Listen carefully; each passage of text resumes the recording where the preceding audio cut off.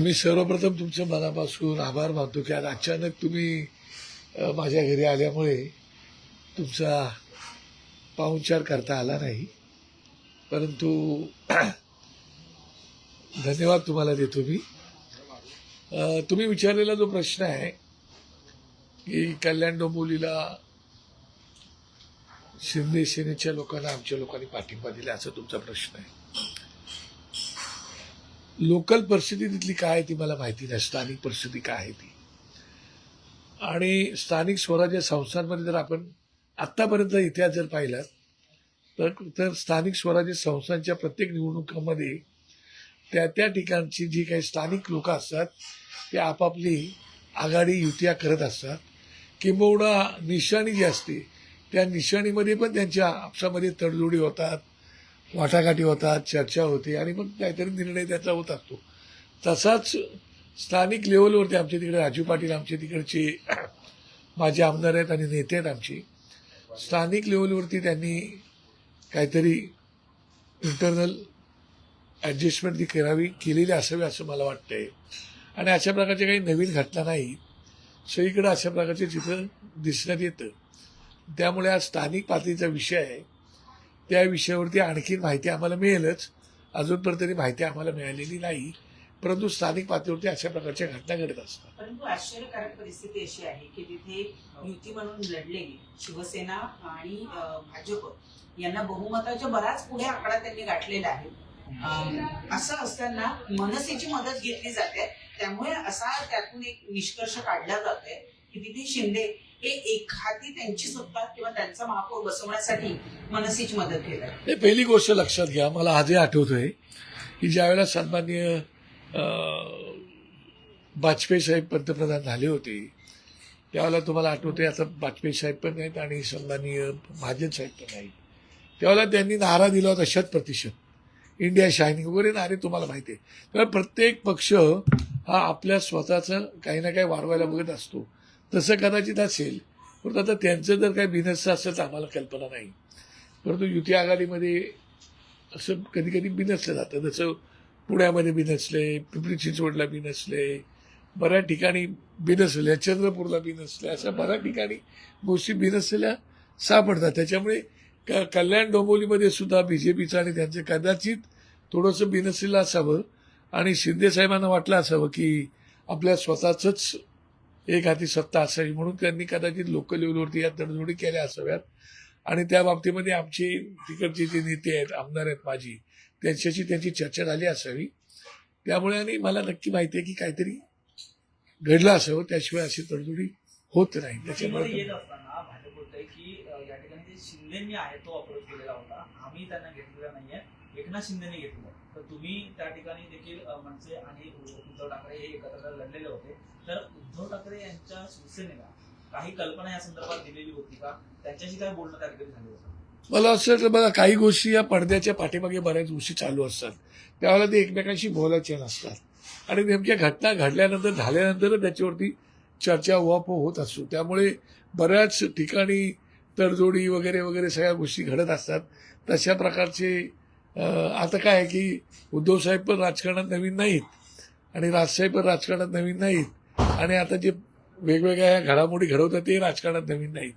राजकारणामध्ये काही कधी होऊ शकतं, कोणच कोणाचा शत्रू कायमचा कधीच नसतो. उद्धव साहेबांनाही फार चांगले ओळखता, राज ठाकरे साहेबांनाही चांगले ओळखता. एकंदरीत या निर्णयावरती उद्धव ठाकरेंची प्रतिक्रिया म्हणजे पॉझिटिव्ह असतील तर या संदर्भात याला परवानगी आहे. मला असं वाटतं की एक लक्षात घ्या तुम्ही की कुठलीही गोष्ट करत असताना प्रत्येक गोष्ट आपण नकारात्मक दृष्टिकोनातून बघून चालत नाही. काही गोष्टी ह्या सकारात्मक दृष्टिकोनातून बघून पुढे काय करता येईल. काय मी मुंबईच्या जनतेचा मनापासून आभार एवढ्यासाठी मानतो की त्यांनी कुठल्याच पक्षाला बहुमत दिलेलं नाही.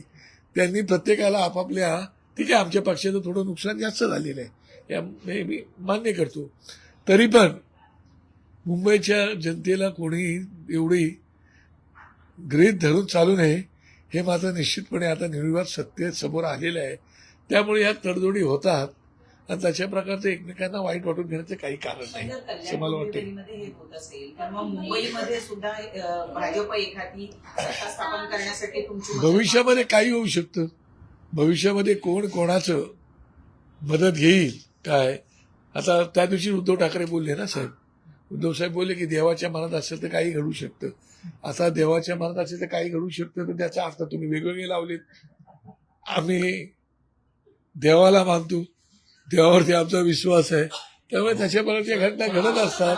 मला आजही एक तुम्हाला कदाचित माहीत नसेल, मला या आजही एक प्रसंग आठवतोय.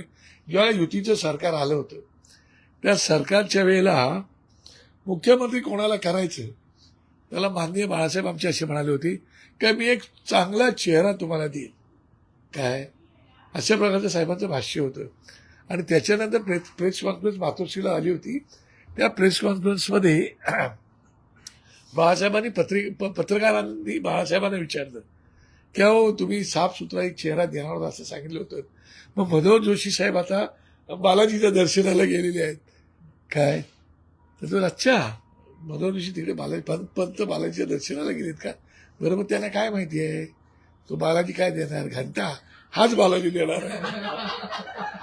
सांगण्याचं तात्पर्य काय हे आपण गमतीचा हा भाग जरी असला तरी पक्षप्रमुख ठरवतात काय करायचं काय नाही करायचं. त्याच्यामुळे कुठल्याही घटना कशाही घडू शकतात. सुरुवात झालेली आहे, त्याच्यामुळे काय होईल मी आज सांगू मुंबईमध्येही उमटतील असं वाटतंय. म्हणजे अजूनही महापौर बसला नाहीये. नाही, महापौर बसलेला नाही, दिवस जवळ आलेले आहेत. त्याच्यावरती आता चर्चा वाटाघाटी कोणाकोणाच्या चालू असतील, मला कल्पना नाही त्याची. जेव्हा हा शब्द तुम्ही घेताय किंवा माध्यमांमध्ये आला किंवा उद्धव ठाकरेंनी त्याचा उल्लेख केला, देवा भाऊ किंवा देवा या शब्दावरून अनेक अर्थ निघू शकतात. विद्यमान मुख्यमंत्र्यांचा पण त्याच्यामध्ये समावेश असू शकतो असं म्हणायचं. आता त्यांचं देवेंद्र नाव आहे, देवाभाऊ पण प्रसिद्ध. आता तुम्ही बोलताय ना देवाभाऊ नाही का, त्यांचं मुख्यमंत्री देवेंद्र फडणवीस असं नाव आहे. बाळासाहेब ठाकरे यांच्या जन्मशताब्दी वर्षानिमित्त महापौर हा शिवसेनेचा व्हावा यासाठी खरं तर कल्याण डोंबिवली हा पहिला फॉर्म्युला वाटतोय का, आणि त्यानंतर मुंबईमध्ये देखील तशीच रणनीती होऊ शकते असं वाटतं का.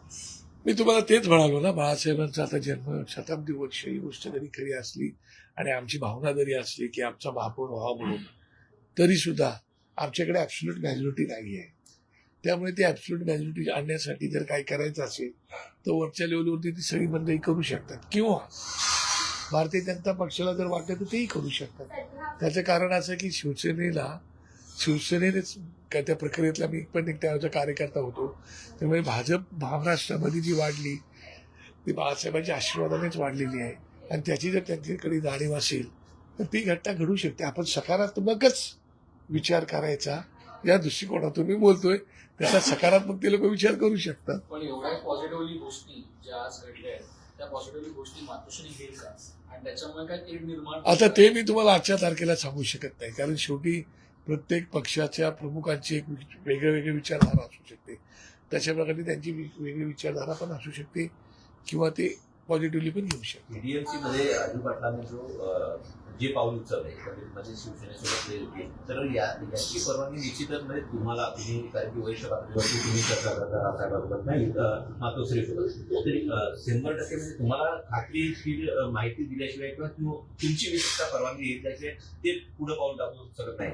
तर अशा प्रकारची काही माहिती किंवा अशा प्रकारचं काही बोलणं झालं, ती माहिती आता मला घ्यावी लागेल काय.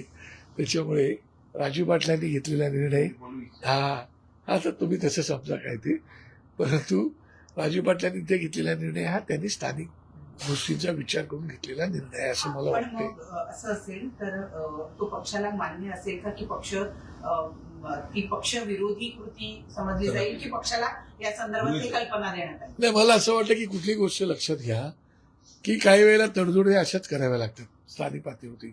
त्याच्यामुळे मला वाटत नाही की त्याच्यावरती नेमकं काय करावं ते, पण ते पक्षप्रमुखांचा तो अधिकार आहे.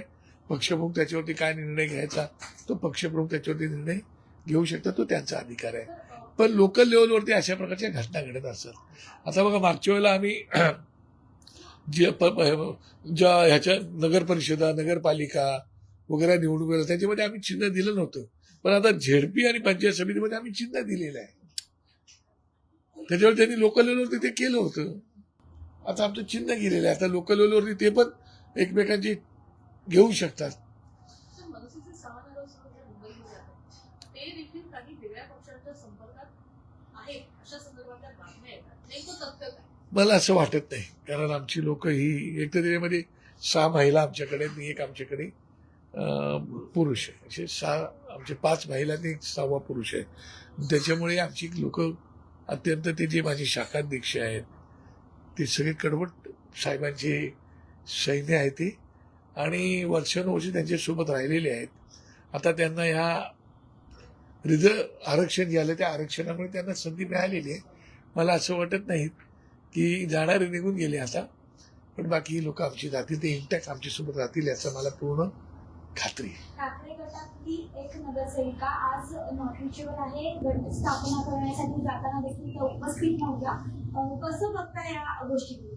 मला असं वाटतं की काहीतरी त्यांची अडचण असू शकते. मला कल्पना नाही त्या गोष्टीची, कारण काय सगळ्याच गोष्टींचे ताबडतोब आपण अर्थाचा अनर्थ किंवा अनर्थ करण्यात काय पॉईंट असतो. त्यामुळे कधी तब्येत ठीक नसते, कधी घरात काहीतरी घडलेलं असतं, काहीतरी असतं, त्याच्यामुळे कदाचित ते ॲबसेंट असू शकतात असं मला वाटतं. पण मग जसं कल्याण डोंबिवलीमध्ये आता हे एक प्रकारचं पुढापुढीचं राजकारणच म्हणावं लागेल. ऍब्सोल्यूट मेजॉरिटी असताना सुद्धा फक्त आपल्या पक्षाचा महापौर व्हावा असाच प्रयत्न मुंबईत सुद्धा झाला तर आश्चर्य वाटायला नको. नाही, मला असं वाटतं की देशामध्ये राजकारणामध्ये आता जर तुम्ही पाहिलं तर त्याचा राजकारणाचं सगळं हेच बदललेलं आहे. सगळीकडे फोडाफोडीचं राजयुक्त भाजप झालेली आहे. काय करणार तुम्ही? फोडून आले लोक, त्यांची हातली लोक सुद्धा कंटाळले असतील. ते बोलते अरे आम्ही एवढी वर्षी निष्ठा ठेवून भाजपमध्ये राहिलो, आमच्यावरती काय चाललेलं आहे असं त्यांनाही वाटत असेल. त्यामुळे काय नक्की घडेल त्याच्यावरती आता भाष्य करणं, जर तरवरती भाष्य कसं करायचं ते मला तुम्ही सांगा. प्रणालीताई तुम्ही पण सांगा ना. असं होईल तसं होईल, घडू शकतं. युती कायम आहे अजूनही. युती आमची पक्की आहे आणि ती पक्की राहणार. नांदगावकर साहेब, प्रभाग क्रमांक 194च्या निकालानंतर